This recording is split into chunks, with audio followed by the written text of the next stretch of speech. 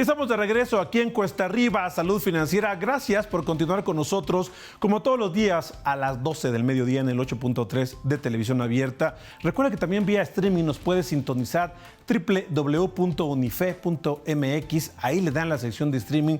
Y todos los días, de lunes a viernes, con nuestros contenidos en economía, finanzas y negocios, pero todo lo que en economía atañe a las familias de México. Y precisamente hoy vamos a hablar sobre la alimentación, sobre temas que tienen que ver con el etiquetado frontal. Y es que en el contexto de la próxima resolución de los amparos de la industria contra este etiquetado frontal de advertencia en cuanto a los alimentos que tienen exceso de azúcares, de grasas, bueno, se presentó el libro Derecho, Comercio y Etiquetado Nutricional, Reflexiones, Experiencia desde América Latina. Sin duda, un tema bien importante, además un trabajo que aborda precisamente esta problemática, y por ello agradezco la comunicación con Adriana Torres. Ella es investigadora del Centro de Estudios de Derecho, Justicia y Sociedad de Justicia. Adriana, ¿cómo estás? Muy buenas tardes, gracias por la comunicación. Hola Carlos, buenas tardes a ti y a todos tus oyentes. Gracias a ti por la invitación.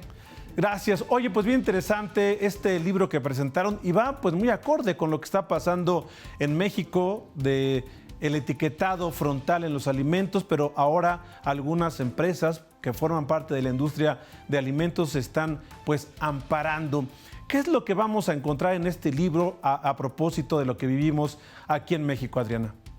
Primero quisiera dar un poquito de contexto, ¿no? Porque este etiquetado frontal de advertencia es importante no solo para México, sino también para la región. Como sabemos, el consumo de ultraprocesados, paquetes, gaseosas, jugos de caja, entre otros, aumenta el riesgo de sufrir enfermedades crónicas no transmisibles, como son el cáncer, hipertensión, diabetes, entre otras. ¿Por qué esto también es importante? Pues porque según el último informe que tiene la Comisión Interamericana de Derechos Humanos, Enfermedades Crónicas No Transmisibles y Derechos Humanos, estas enfermedades crónicas no transmisibles son una de las principales causas de muertes en la región. Por esto, los países han decidido enfrentar esta crisis de salud pública con diferentes medidas, entre ellas el etiquetado frontal de advertencia. Entonces, justamente la medida se vuelve una necesidad también con base a los datos que tenemos de estas enfermedades y cómo han venido creciendo en toda la región.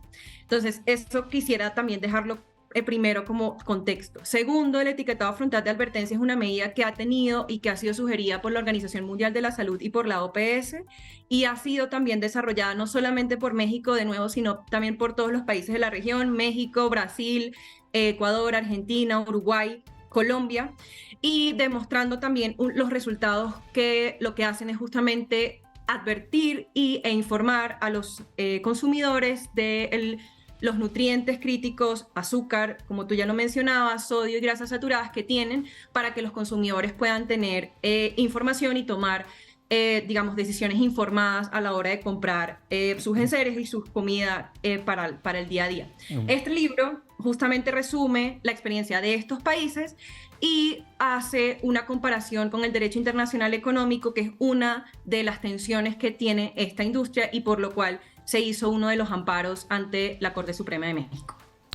Hace unos momentos, Adriana, yo comencé este espacio platicando sobre mañana se conmemora el Día Mundial de la Diabetes, precisamente. Bueno, perdón, el día de hoy se conmemora el Día Mundial de la Diabetes y hay pues datos reveladores en cuanto a los costos, en cuanto, bueno, a lo que padecen las personas cuando tienen esta enfermedad. ¿Qué tanto, por ejemplo, esta mala alimentación, qué tanto el no saber, por ejemplo, qué contienen los alimentos que compramos lleva a estas condiciones que no solamente es diabetes, sino hipertensión, obesidad, etcétera? Sí, justamente la diabetes, uno de los estudios que hablaba, que pues tiene desarrollado tenemos que no tienen conflicto de interés, digamos, relaciona de manera directa el consumo, por ejemplo, de gaseosas con la diabetes. Por lo tanto, las medidas como el etiquetado justamente lo que hacen es informar del exceso de azúcar que tienen estas bebidas y justamente poder hacer que los consumidores se muevan hacia otros consumos, como viene siendo agua, bebidas naturales, tés, cafés, justamente para evitar padecer de estas enfermedades. También justamente lo que mencionabas es muy importante y es el costo que tiene para los sistemas de salud estas enfermedades crónicas no transmisibles. No solamente en el tratamiento de estas enfermedades, sino también algo que llamamos ausentismo y presentismo laboral, que es que las personas, aunque están en el trabajo, tienen, dadas estas condiciones que tienen estas enfermedades, pues no pueden dar su 100%, es decir, no pueden ser realmente productivas a su máximo por el desarrollo de estas enfermedades. Eso de una parte. Y por otra parte también, pues el tiempo que estas personas tienen que invertir en tratamientos médicos, en el traslado hacia los centros de salud y pues en todas en las medicinas que tienen que comprar, todo lo que también a esas personas le llevan, pues hace y tiene un impacto en la productividad del país. Es tanto así que algunos cálculos que tiene la Organización Mundial de la Salud habla que los estados gastan hasta 3 puntos de su PIB en el tratamiento y en los gastos de bolsillo que tienen estas enfermedades crónicas no transmisibles. Y justamente una de las cosas que nos llama la atención es estamos también atravesando una crisis económica en la región y justo necesitamos países y una región muchísimo más sana para poder ser una región muchísimo más productiva desde lo económico también.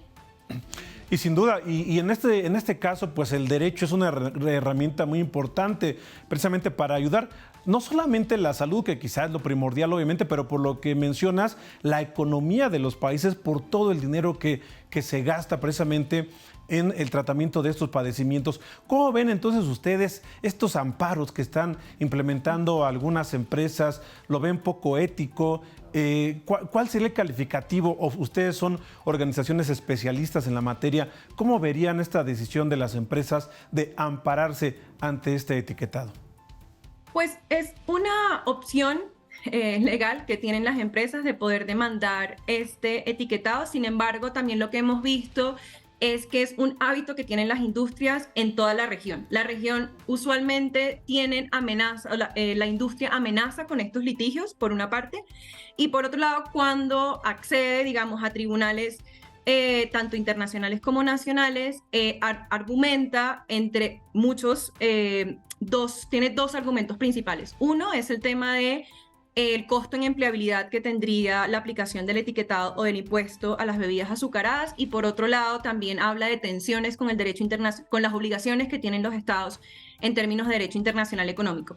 Justamente el libro que mencionabas al inicio lo que hace también es argumentar cómo estas falsas tensiones entre el derecho internacional económico y el etiquetado frontal de advertencia en realidad no existen, porque realmente se persigue un fin legítimo que es la salud pública. Por otro lado, no existe una discriminación entre productos, es decir, todos los productos que tengan exceso de sal, azúcar, grasas saturadas, entre otros, tendrán este etiquetado o tienen este etiquetado. Y finalmente, otras medidas menos invasivas se han probado, de nuevo, a través de la evidencia científica, que no tienen el mismo poder de cambios de hábitos. Entonces, lo que ha dicho también, o lo que han estudiado los investigadores en términos de derecho internacional económico que describen y que están en el libro, más de 38 autores, lo que hacen es justamente argumentar cómo estas falsas tensiones en realidad no existen. Y en realidad lo que ha hecho el derecho internacional económico es apoyar la salud pública como una medida en favor de los estados. Eso de una parte. Y por otro lado, pues entonces lo que también desde Justicia hemos podido ver es que el derecho en realidad se debe usar como una herramienta para la mejora tanto de la economía como de la salud, y por lo tanto esperamos que la Corte Suprema de México pues defienda el derecho a la salud y el derecho a la alimentación, que no solamente está sustentado en derecho constitucional mexicano, sino en obligaciones de derechos humanos apoyadas además en el Pacto de San José, que también lo ha descrito de manera muy amplia, cómo el derecho a la alimentación y a la salud sostienen la dignidad humana y deben ser garantizados por los estados.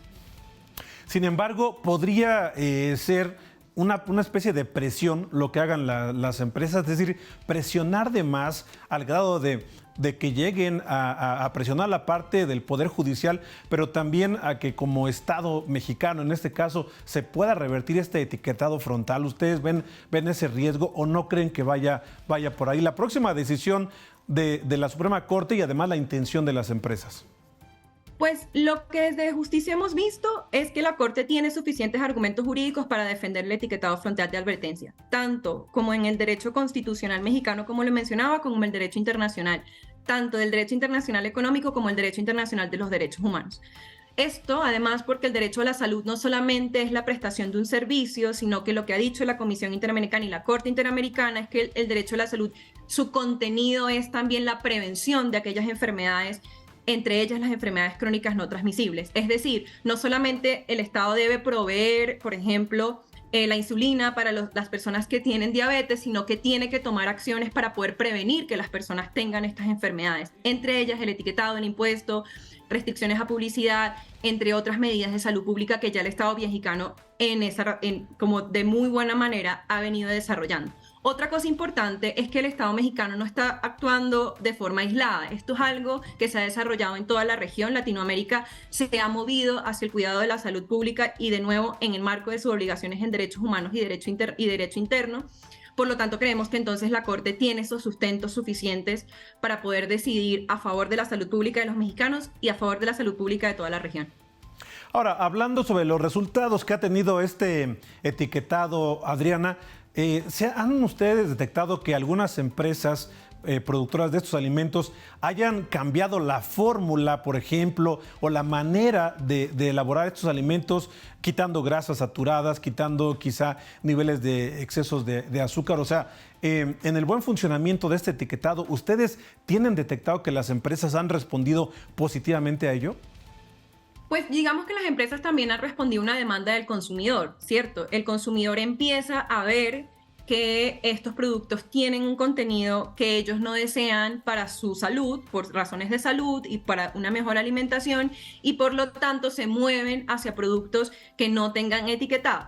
La respuesta natural de las empresas, ¿cuál es? Pues entonces buscar ese movimiento que hacen los consumidores y aumentar sus ventas o la producción de esos bienes que no tienen etiquetado o que no tendrían impuesto. Eso es algo natural que ocurre, y usualmente lo que hacen también las empresas es aumentar entonces o cambiar algunos componentes de sus productos para que este etiquetado no les aplique, y de esta manera poder responder también a la demanda que le están haciendo los consumidores de una dieta muchísimo más sana y más consciente de los efectos que tiene para la salud. Esto ha sucedido en países como México, en Chile también lo hemos visto, y pues seguramente los vamos a seguir viendo a lo largo de toda la región a medida que esta política vaya avanzando. Ahora, hablando precisamente de la región de Latinoamérica, ¿cuáles son los países más avanzados en la materia? El Centro de Estudios de Derecho, Justicia y Sociedad, que tú eres investigadora, me parece que tiene sede en Colombia. Es decir, ustedes tienen una visión muy clara de la región de Latinoamérica. ¿Cuál país está más avanzado en ello, Adriana? En el etiquetado frontal, pues Chile fue el que avanzó, el líder en este tema. Por lo tanto, es como también las lecciones aprendidas que vienen de Chile son muy importantes, sobre todo en el tema de implementación. Y de nuevo, México también está muy avanzado, es uno de los países más avanzados en este tema. Perú también está en la vanguardia. En Colombia apenas tenemos etiquetado desde hace un año, estamos también enfrentando obstáculos en la implementación, pero ya estamos en ese proceso también, pues, de ver los efectos en los cambios de hábitos de consumo. Es muy importante justamente también decir que una de las cosas que ha hecho el etiquetado frontal de advertencia es también traer la discusión sobre el contenido de los productos que estábamos consumiendo y antes no teníamos ni idea, ¿no?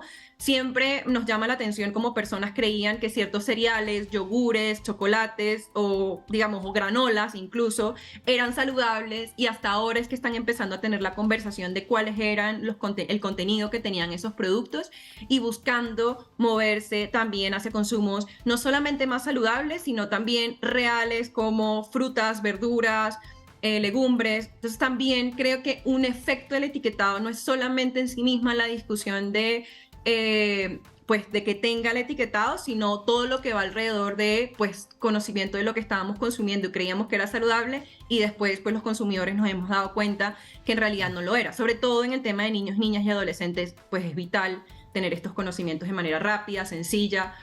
Sí.